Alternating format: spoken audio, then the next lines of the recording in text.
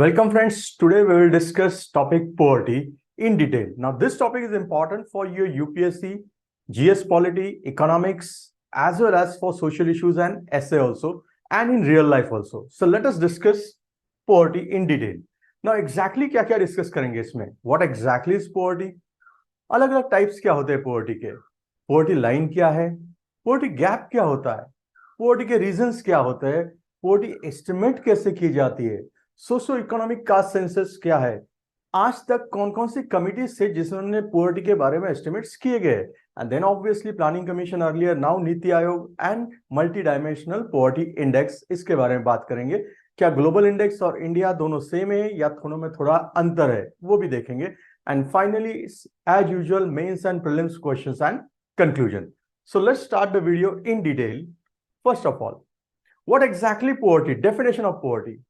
ना don't you think गरीबी का सिंपल मतलब होता है एक ऐसी कंडीशन जिसमें कोई इंसान या कोई ग्रुप एक बेसिक नेसेसिटी भी कंप्लीट नहीं कर पाता है। मैं फिर से रिपीट कर रहा हूं, कोई व्यक्ति या कोई ग्रुप अपना बेसिक नेसेसिटी जो जिंदगी के लिए लगता है वो भी नहीं कर सकता। फॉर एग्जाम्पल इंडियन कॉन्टेक्स्ट में हम बार बार मूवी में देखते भी है रोटी, कपड़ा और मकान। ऑब्वियसली इसमें एजुकेशन हेल्थ बाद में ऐड कर सकते हैं, बट बेसिक मतलब क्या आएगा? रोटी आएगी, कपड़ा आएगा और मकान आएगा। So poverty, does that mean it's only economic? No, it can be social also, economic also and political also. Social, समाज में आपको कैसा ट्रीट किया जाता है। इकोनॉमिक, जस्ट नीड्स के लिए आपके पास पैसे है या नहीं। एंड पॉलिटिकल, वेदर आपको राइट टू वोट है या नहीं। नॉट ओनली दैट, सिर्फ राइट टू वोट काफी नहीं है, क्या डिसीजन मेकिंग में आप पार्टिसिपेट करते हो या नहीं। सो बहुत सारे एंगल से हमें देखना पड़ेगा। Now let's go ahead. Poverty के अलग अलग टाइप्स क्या होता है? एक होता है एब्सोल्यूट पोवर्टी। मतलब क्या? आपने पोवर्टी का लाइन ड्रॉ किया, से फॉर एग्जांपल 40 रुपीज के बीच नीचे जो भी रहेंगे वो सारे गरीब हैं। सो ऑब्वियसली इसके नीचे जो भी आएंगे वो सारे क्या रहेंगे? Absolutely poor. मतलब क्या? ये पुअर है क्या? Yes. Whereas relative poverty मतलब क्या आएगा? It will be compare to others. So it may vary between states और it may vary between countries also. What do you mean by generational poverty? Means जहां पे एक दो generation से poverty चलती ही रही है। Whereas sometimes we do see situational poverty also, और कभी कभी आने वाली, for example because of some pandemic like COVID and all. Then there are few extreme poverty जो World Bank वगैरह ने define की है। And finally it is social poverty. Now, poverty का एस्टिमेट करने की जरूरत क्या है? क्यों गरीबी का एस्टिमेट करना है? बेसिक कारण समझो। अगर गरीबी का एस्टिमेट इसलिए करना है क्योंकि गरीबी का एलिमिनेशन करना है। अगर पॉवर्टी एलिमिनेट करना है तो भाई उसका एस्टिमेट तो करना पड़ेगा। सो नीड क्या है? अगर पॉवर्टी एलिमिनेट करना है तो पहले उसे एस्टिमेट तो करो। Then comes the next question कि सब पॉवर्टी एलिमिनेट क्यों करना है? अरे भाई हमें ऐसी सोसाइटी क्रिएट करनी है जो कि जस्ट और इक्विटेबल सोसाइटी है। और अगर मुझे जस्ट इक्विटेबल सोसाइटी चाहिए, मैं चाहता हूं पॉवर्टी हर जगह से एलिमिनेट हो, तो मुझे रिलायबल डेटा तो चाहिए। क्यों भाई? मुझे रिलायबल डेटा चाहिए so that I can design the policy, implement policy, and वही पॉलिसी और प्रोग्राम का मैं रिव्यू भी तो ले सकता हूं। And that's the reason it's very essential to have poverty estimation, and that too as far as possible accurate estimation. Please listen. Poverty anywhere is going to be issue, going to cause problem everywhere. ये हम लोग and में definitely देखेंगे, आप याद रखना इस statement को ना। अब आते हैं पोवर्टी लाइन के तरफ। पोवर्टी लाइन का मतलब क्या होता है? इट्स अ मिनिमम इनकम, कि एक मिनिमम इनकम होता है जो रिक्वायर होता है सेटिस्फाई बेसिक नीड्स के लिए। बट पोवर्टी लाइन मतलब क्या? कि वो बेसिक इनकम भी आप नहीं अर्न कर पा रहे हैं ना। इनकम आप दो तरीके से कर सकते हैं यहाँ पे ना। पोवर्टी लाइन जो इंडिया में किया गया है वो है कंजम्पशन एक्सपेंडिचर पे। मतलब इंडिया में जो बात करते हैं वो हम किस आधार पे है? Consumption expenditure. Where as in other countries it is income level. क्यों ऐसा भाई? Because don't you think income हमारे यहाँ पे अलग अलग हो सकता है for various reason, say for rural areas, informal sectors, कभी कभी इनकम की कंसिस्टेंसी भी नहीं रहती। सो ऐसे हालात में इनकम बेसिस पे पॉवर्टी लाइन डिफाइन करना या एक्सपेंडिचर बेसिस मतलब खर्चा करने की ताकत, कंजम्पशन, आप कितना कंज्यूम कर सकते हैं, वो बेटर रहेगा। जाहिर है इंडिया के कॉन्टेक्स्ट में बेटर क्या रहेगा, consumption base, and that's reason हमने कौन सा चुना है, कंजम्पशन या expenditure base. I hope clear हुआ है। नाउ नेक्स्ट कुछ टर्म्स देखते हैं जो एसेंशियल है। फॉर एग्जांपल एक पहला count, head count ratio. Head count ratio मतलब क्या होता है, आपके सामने मैंने लिखा है। हेड काउंट रेशियो मतलब टोटल नंबर ऑफ बीपीएल, मतलब बिलो पॉवर्टी लाइन का population divide by total population. से फॉर एग्जांपल भारत में बिलो पॉवर्टी लाइन का पॉपुलेशन कितना है, 14 करोड़, और भारत का पॉपुलेशन है 140 करोड़ इंटू 100। तो ऑब्वियसली पॉवर्टी कितना हो गया फिर आपका, दैट इज 10%। मतलब टोटल नंबर ऑफ पुअर कितने हैं, 14 है, और पॉपुलेशन कितना है आपका 140 करोड़। तो आपकी below poverty line head count ratio कितना हो गया, 10%, मतलब 10% लोग पुअर है। ये जस्ट समझने के लिए मैंने एग्जांपल दिया।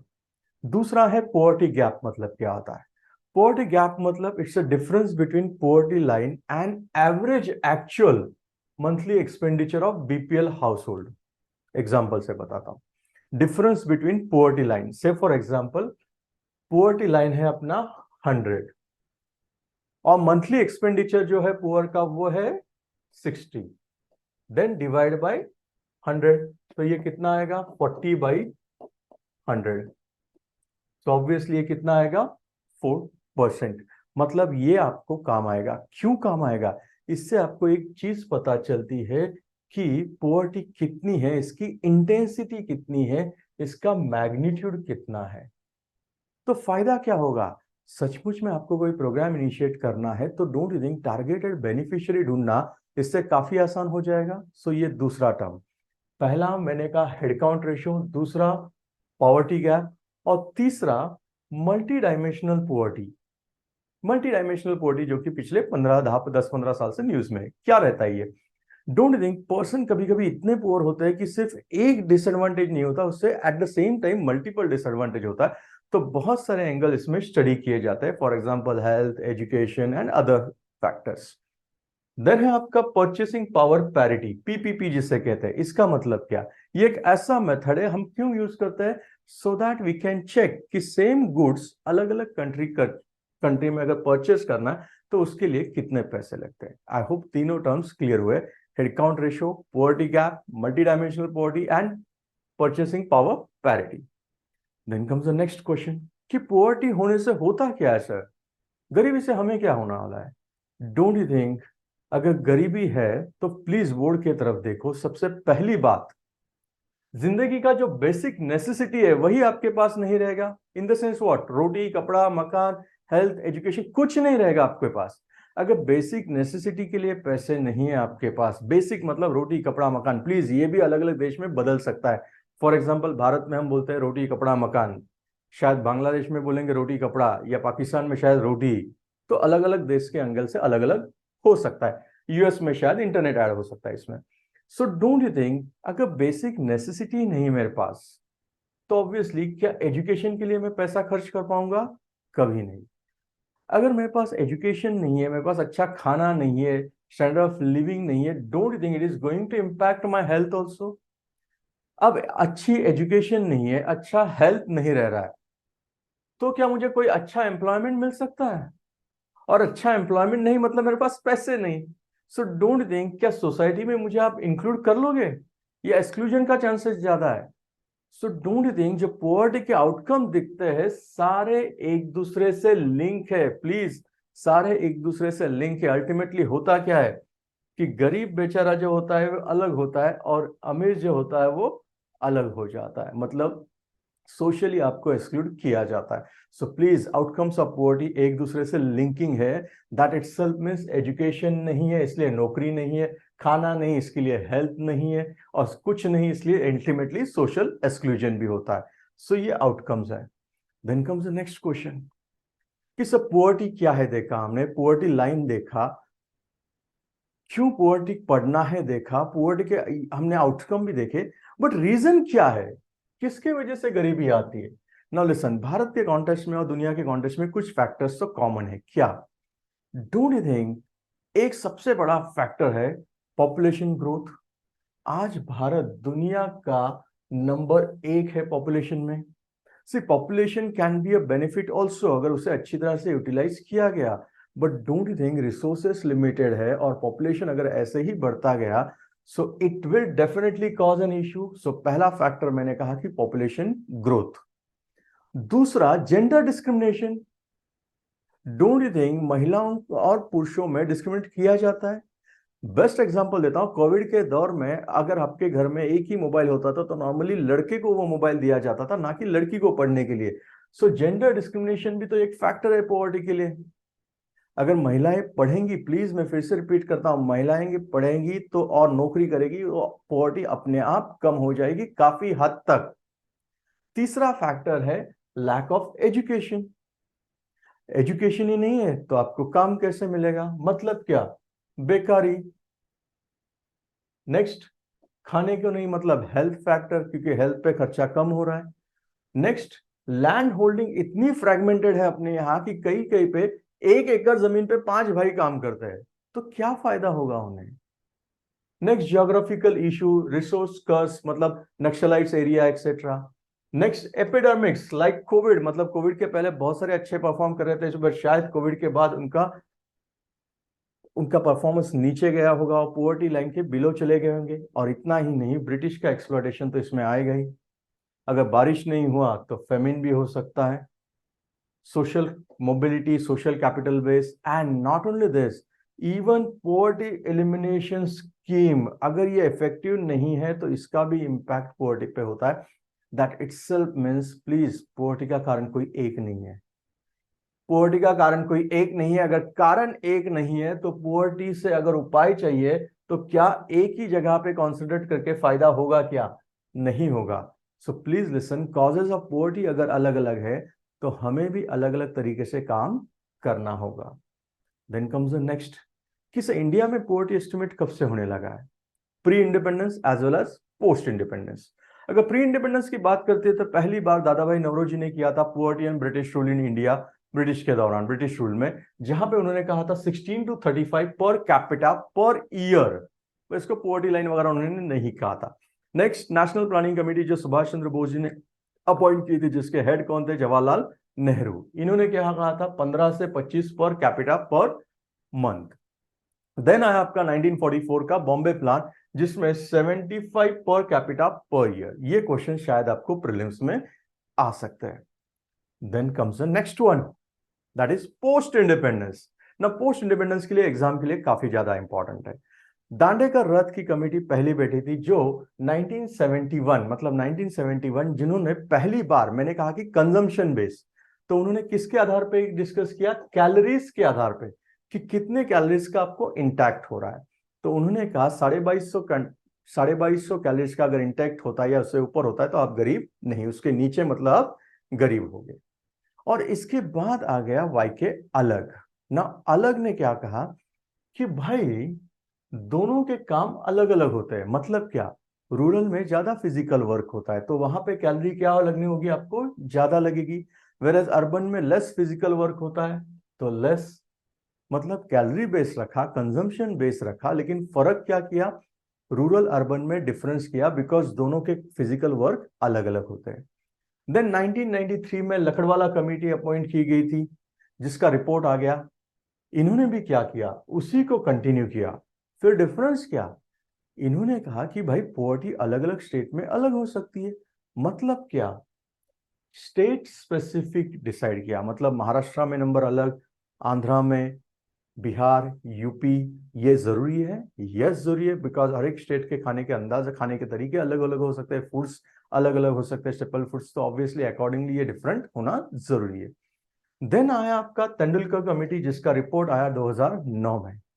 इन्होंने क्या किया, जो यूनिफॉर्म रेफरेंस पीरियड था, इसके लिए मॉडिफाइड रेफरेंस पीरियड क्या होता है थोड़ी देर में बताता हूं, बट यहां तक याद रखो, पहले हमने किसके बेसिस पे रखा था, रोटी कपड़ा मकान बोलते थे, दैट इटसेल्फ मींस मोस्टली हम क्या बोलते थे, कंजम्पशन बेसिस पे। कंजम्पशन मतलब क्या, कैलोरी का बेस लिया था। बट इन्होंने कहा कि भाई सिर्फ इतना ही इंपॉर्टेंट नहीं है, हेल्थ और एजुकेशन भी तो इंपॉर्टेंट है। सो तेंदुलकर कमेटी ने क्या अलग किया, हेल्थ और एजुकेशन ऐड किया। Then comes the next question, यू में से कि सर पहले कमेटी ने क्यों नहीं किया? बिकॉज पहले कमेटी को लगता था कि हेल्थ और एजुकेशन का केयर तो ऑलरेडी स्टेट लेता है, शायद वो कारण हो सकता है इंक्लूड नहीं किया होगा। इतना ही नहीं, तेंदुलकर कमेटी ने इन्फ्लेशन की भी बात इसमें की है। सो ये तेंदुलकर कमेटी एक काफी इंपॉर्टेंट कमेटी है, हम डिटेल में थोड़ी देर के बाद देखेंगे। देन आई आपकी रंगराजन कमेटी, जो अभी के लास्ट देख सकते हैं 2014 में रिपोर्ट आया। इन्होंने मिक्स रेफरेंस के लिए मॉडिफाइड मिक्स रेफरेंस कर दिया पीरियड। क्या यहां पे तेंदुलकर में आज तक हम लोग पर हेड देखते थे, इन्होंने पर फैमिली देखा और फैमिली साइज क्या किया, 5 का। और आज तक हम बात किसकी करते थे, कैलोरी की करते थे। तो इन्होंने कहा भाई सिर्फ कैलोरी नहीं इंपॉर्टेंट, कैलोरी के साथ साथ प्रोटीन और फैट भी इसेंशियल होते हैं। फूड और नॉन फूड आइटम्स इनका भी इन्होंने बात की है। आई होप क्लियर हुआ है। सो कैन आई सिंपली से, अगर मुझे फटाफट रिवाइज करना है, प्लीज लिसन केयरफुली, फटाफट रिवाइज करना है सारे कमिटी एक सिंपल इसमें। पहले तो हमने इनकम बेस नहीं लिया, बिकॉज इनकम पे करना बहुत डिफिकल्ट है, क्योंकि अलग अलग इसमें informal sector, rural sector income gather करना डिफिकल्ट होता है। इसलिए हमारा पैटर्न क्या है, कंजम्पशन बेस। सो कंजम्पशन बेस पहला था अपना। सो रूरल और अर्बन के लिए एक ही कैलोरी बेस रखा था, बट बाद में हमने लगा कि नहीं, रूरल में फिजिकल वर्क ज्यादा होता है इसलिए वहां पे ज्यादा, अर्बन में कम इसलिए कम। देन डोंट यू थिंक हमें ये भी लगा कि भाई स्टेट वाइज भी अलग होना चाहिए, तो स्टेट स्पेसिफिक लकड़ा वाला ने दिया। देन तेंदुलकर कमेटी आ गई, उन्होंने कहा कि भाई हेल्थ और एजुकेशन भी इसमें इंक्लूड करो, इन्फ्लेशन भी इंक्लूड करो। और देन फाइनली आपकी रंगराजन कमेटी आ गई, उन्होंने कहा व्यक्ति से अच्छा हम फैमिली पे काम करेंगे, और सिर्फ ये नहीं तो कैलोरी, प्रोटीन, फैट इसका भी इंक्लूजन किया। प्लीज ये टेबल आपको काफी इंपॉर्टेंट है from prelims point of view as well as mains point of view also, इसके ऊपर क्वेश्चंस ऑलरेडी आ चुके हैं। नेक्स्ट, और जैसे ही अभी हमने बात की कि sir uniform resource period as well as mix reference period, तो होता क्या है प्लीज देखो। टिल 1993-94 पुअर्टी लाइन में हम क्या करते थे, यूआरपी डेटा लेते थे। मतलब क्या, कंजम्पशन एक्सपेंडिचर देते थे, कितने दिन का, पिछले 30 दिन का, पिछले 30 दिन का आपका consumption. So can I simply से मंथली एक्सपेंडिचर देखते थे। बट सुरेश तेंदुलकर कमेटी ने क्या कहा कि भाई सिर्फ इतना ठीक नहीं है। क्यों? Because don't you think there are certain items जो हम हर महीने नहीं परचेस करते। आप कहोगे कौन से? क्या आप कपड़े रोज परचेस करते हैं? क्या फुटवेयर आप हर महीने करते हैं? Not necessary. क्या स्कूल का फीस हर महीने भरते हैं? मोस्टली साल में भरते हैं एक बार। क्या हर बार आप बीमार पड़ते हैं हर महीने? Not necessary. So don't think, इन्होंने कहा कि भाई कुछ चीजें हैं जो 30 दिन के लिए देखते हैं, और कुछ चीजें क्या करते हैं हम लोग फॉर 365 डेज। आई होप दोनों क्लियर हुआ, uniform as well as mix reference. Then आपने एक और वर्ड सुना था, वो था मॉडिफाइड मिक्स। सो ये मॉडिफाइड मिक्स रेफरेंस पीरियड क्या है? Please look at the board. अभी हमने देखा 30 दिन का और 365 डेज का, इन्होंने एक और ऐड कर दिया 7 डेज। क्यों?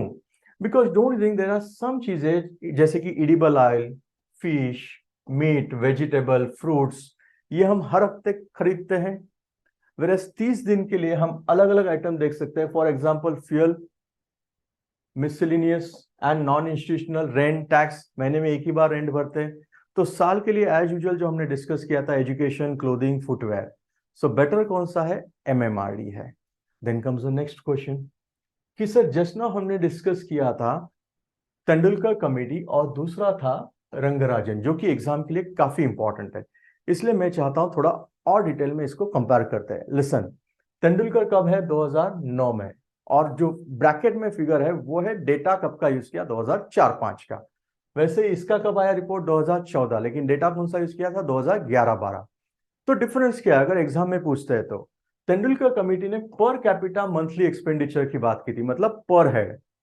वेर एज रंगराजन किसकी बात करता है? फैमिली की। आई होप दूसरा डिफरेंस क्लियर हुआ है।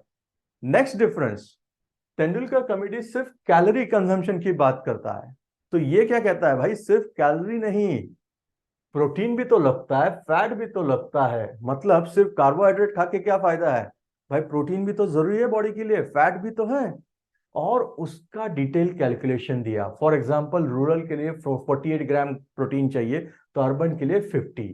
फैट अर्बन के लिए 28, तो रूरल के लिए 26। मतलब कैन आई सिंपली से रंगराजन और थोड़ा डेप्थ में चला गया। तेंदुलकर ने क्या देखा था? मिक्स रेफरेंस, तो इसने मॉडिफाइड मिक्स रेफरेंस कर दिया। मतलब यहाँ पे 30 दिन और 365 डे, यहाँ पे 730 एंड 365 आ गया। तेंदुलकर कमेटी ने जब डिफाइन किया तो बास्केट क्या लिया था? ऑल इंडिया एक ही बास्केट लिया था, अर्बन। वेरस रंगराजन ने कहा कि भाई रूरल का अलग होगा बास्केट, अर्बन का अलग होगा। आई होप क्लियर हुआ है। सो डिफरेंस क्लियर हुआ है। अगर फिर से रिवाइज करना है तो मैं फटाफट रिवाइज करता हूं। दोनों का ईयर अलग अलग है। तेंदुलकर पहले है, ये बाद में है। देन तेंदुलकर ने पर कैपिटा किया था, इसने फैमिली के बेसिस पे। तेंदुलकर ने कैलोरी बेसिस पे किया, इसने कैलोरी के साथ साथ प्रोटीन फैट भी लिया। तेंदुलकर का मिक्स रेफरेंस है तो इसका मॉडिफाइड मिक्स रेफरेंस है। इसका ऑल इंडिया बास्केट एक ही था तो इसका सेपरेट था, रूरल के लिए और अर्बन के लिए। सो ऑब्वियसली जो आपका पोवर्टी का ये भी आएगा, दोनों का अलग अलग था। देन कम्स द नेक्स्ट कि नेशनल पोवर्टी एस्टिमेट क्या है। अगर आप थ्रू आउट देखोगे, through out, so don't you think ये नंबर हर बार डिक्लाइन ही होते आ रहा है? मतलब पोवर्टी धीरे धीरे हमारी कम होती जा रही है। बट इसमें काफी खुश होने की जरूरत नहीं है, क्योंकि हमें परसेंटेज दिखता है। बट अगर हम नंबर ऑफ पुअर पीपल देखेंगे ना, जब इंडिपेंडेंस था उसके आसपास नंबर आज भी हमें दिखता है, थोड़ा बहुत कम ज्यादा लेकिन दिखता है। मतलब आज भी काम करने की बहुत जरूरत है। देन कम द नेक्स्ट कि सर अभी हमने डिस्कस किया था रंगराजन कमेटी और तेंदुलकर। सो रंगराजन और तेंदुलकर कमेटी के अनुसार पोवर्टी कितना आ रहा है, ये डेटा पेपर में आ चुका है, 29% एंड 21%। वेराज वर्ल्ड बैंक के अनुसार कितना है? 21% of 12.4%। Then comes the next कि सर क्या रंगराजन कमेटी के बाद भी अब आसपास कोई था क्या? Yes, socio economic caste census.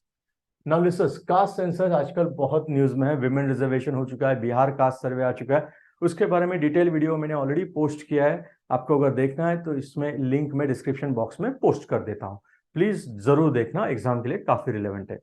Now socio economic cast सर्वे आपने किया, कब किया आपने? 2011 में किया। देन कम्स द नेक्स्ट, क्या और नया पोवर्टी लाइन डिफाइन करना था? नहीं, इन्होंने क्लियरली कहा हमें इसमें कोई इच्छा नहीं है। तो क्या करना है कि भाई जो एरर्स आते हैं बाद में कि कौन बीपीएल में है, कौन बीपीएल में नहीं है, ये ठीक तरह से करना है, मतलब एरर फ्री करना है। हमने ऑलरेडी देखा था कि पोवर्टी एस्टिमेट बहुत अच्छा होना जरूरी है। क्यों?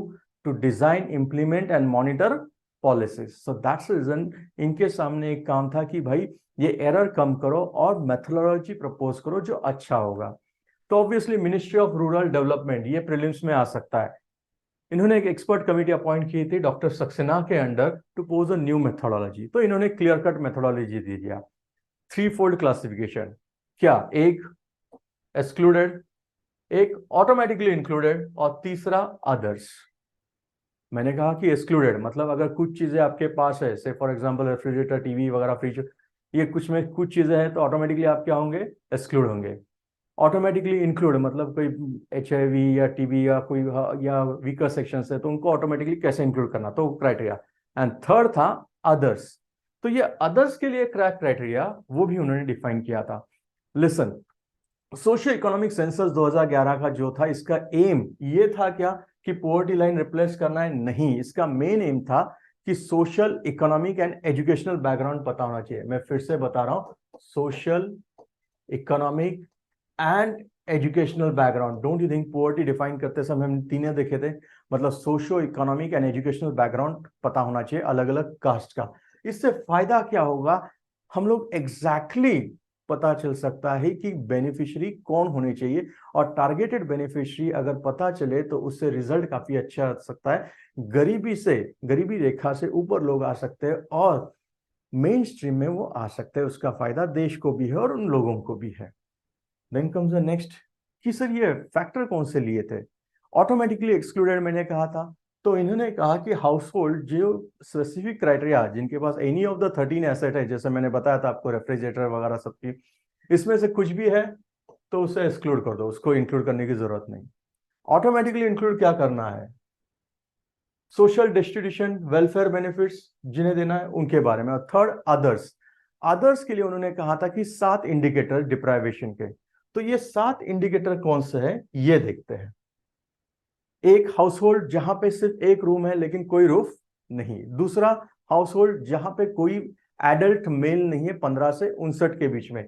प्लीज ये सारे प्रीलिम्स के क्वेश्चन है। थर्ड, जहां हाउस होल्ड की हेड फीमेल है। चौथा, जहां पे डिफरेंशियली एबल्ड है, जहां पे SC ST ऐसा फैमिली जहां कोई लिटरेट नहीं है। And last, landless house hold. तो अगर इसमें से कोई क्राइटेरिया है तो डेफिनेटली आपको अदर्स में इंक्लूड किया जाएगा। देन कम्स द नेक्स्ट कि सर ये हो गया इंडिया के बारे में। ग्लोबल लेवल पे क्या है, ग्लोबल लेवल पे मल्टी डायमेंशनल पोवर्टी इंडेक्स निकाला जाता है। कौन करता है ये, United Nations development programme and Oxford poverty and human development initiative. कब से स्टार्ट किया इन्होंने, 2010 से, और यही आजकल सबसे ज्यादा चलता है। इन्होंने क्या कहा, जैसे मैंने पहले ही डिफाइन किया है what is multi dimensional poverty, कि गरीब सिर्फ एक ही एरिया में गरीब हो सकता है ऐसा कुछ नहीं, अलग अलग सेक्टर्स में भी वो गरीब हो सकता है। सो 3 चीजों में इन्होंने डिवाइड किया, एक हेल्थ, एक एजुकेशन और तीसरा स्टैंडर्ड ऑफ लिविंग। तीनों को इक्वल वेटेज दिया, कितना, 1/3, 1/3, 1/3। नाउ 1/3 प्लस 1/3 प्लस 1/3 मतलब 3/3 इज गोइंग टू बिकम 1। तीनों को इक्वल वेटेज, बट तीनों के अंदर अलग अलग इंडिकेटर्स रखे। प्लीज ये क्वेश्चंस प्रीलिम में आ चुका है, सो प्लीज अच्छी तरह से देखना। हेल्थ में इन्होंने क्या कहा, न्यूट्रिशन और चाइल्ड मोर्टेलिटी।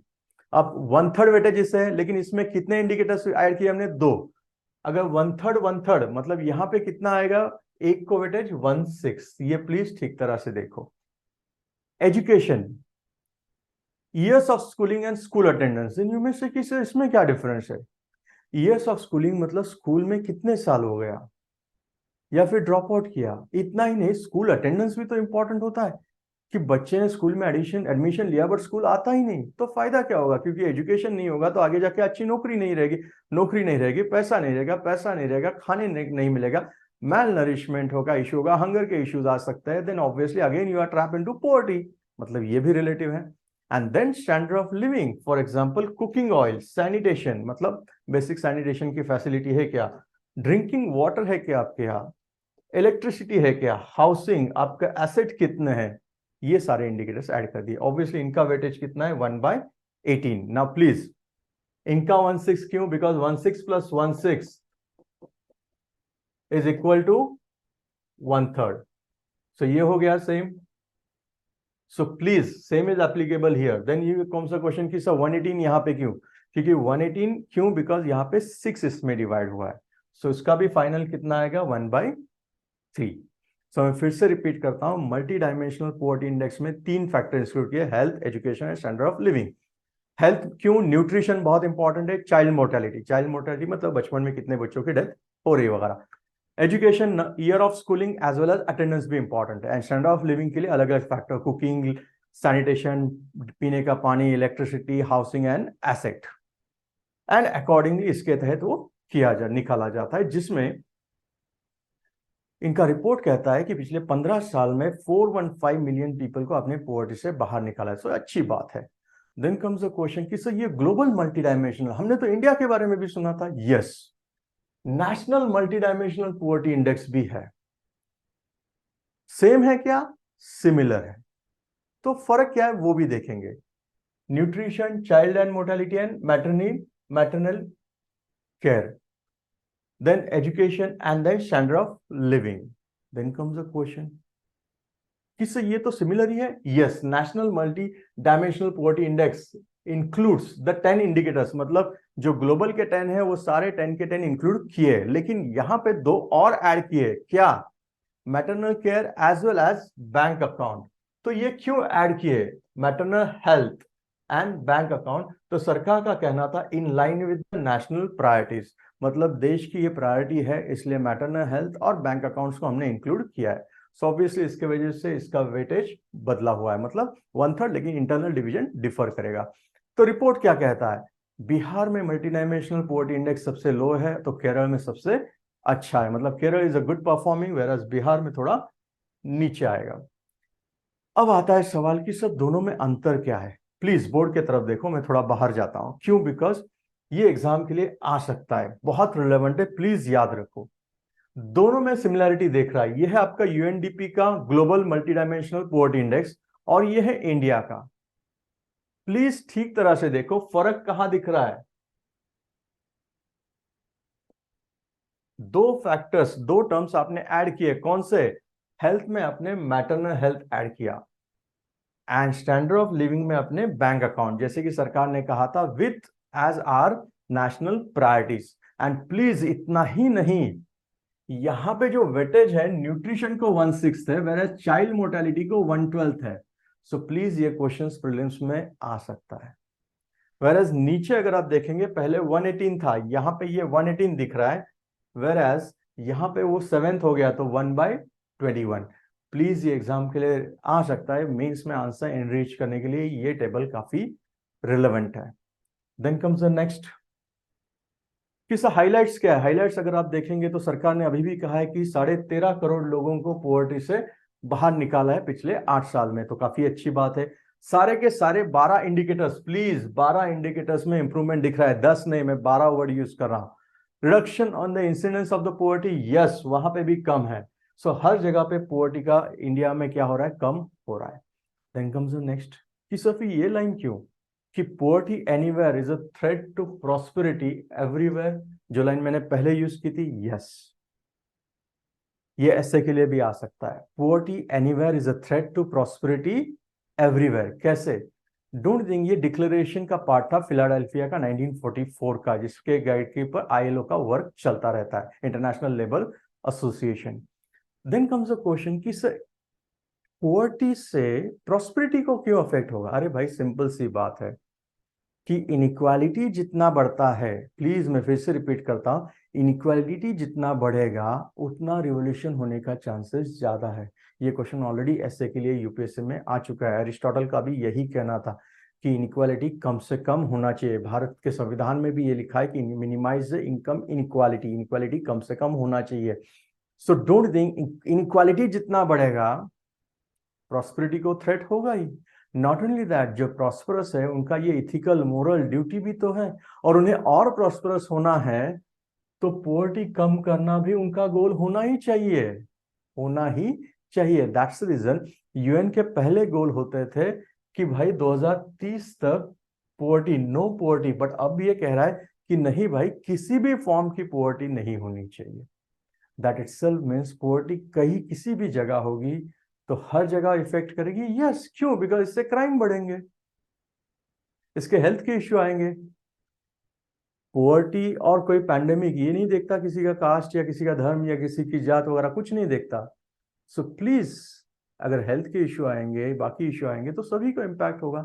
यहां तक नीति आयोग ने तो ये भी क्लियरली कहा है कि 1 in 7 इंडियन, सात में से एक इंडियन मल्टी डायमेंशनली पुअर है। ये प्रीलिम्स को क्वेश्चन आ सकता है। सो डोंट थिंक, अगर ये हालत है तो इसके ऊपर काम करना जरूरी है, ना कि इंडिया लेवल पे बट ग्लोबल लेवल पे भी। देन कम्स द नेक्स्ट कि सर ये अमर्त्य सेन ने क्या कहा था। अमर्त्य सेन का कहना था कि भाई अलग अलग लोगों की कैपेबिलिटी अलग होती है, तो हमें सिर्फ वेलफेयर पे, प्रोग्राम पे ध्यान देके फायदा नहीं है। We should have people focus approach, we should focus more on empowerment of people, let the people to allow freedom to pursue what they wish. मतलब क्या? आपकी कैपेबिलिटी, आपको फोकस ऑन एम्पावरमेंट होना चाहिए। ये अमर्त्य सेन का कैपेबिलिटी अप्रोच था। Then comes the last your mains question. आपको क्या लगता है पॉवर्टी एलिमिनेशन के जो भी प्रोग्राम है वो मियर शो पीसेस है? Discuss with reference to major poverty alleviation programme, ये क्वेश्चन ऑलरेडी आ चुका है। प्लीज लिसन, यहाँ पे मैंने एक ही क्वेश्चन दिया है, बट अगर आप प्रीवियस पेपर देखेंगे तो पॉवर्टी पे हमेशा क्वेश्चंस आते, mains as well as prelims. अब प्रीलिम का क्वेश्चन देते हैं, in a given year in India official poverty lines are higher in some state and lower in other states. ऐसा क्यों? Because price level vary from state to state, simple answer है। दूसरा prelim का question है कि multi dimensional poverty index किसे cover नहीं करता। एक, deprivation of education health asset, या दूसरा परचेसिंग पावर पैरिटी, या तीसरा एक्सटेंट ऑफ बजट डिफिशिट, मतलब वो किससे कवर करता है, education, health, asset, purchasing power parity या बजटरी डिफिशिट। इसका आंसर आपको देना है। अगर आंसर आता है तो कमेंट बॉक्स में लिखना। अगर वीडियो पसंद आया तो लाइक, शेयर एंड सब्सक्राइब करना। Thank you very much.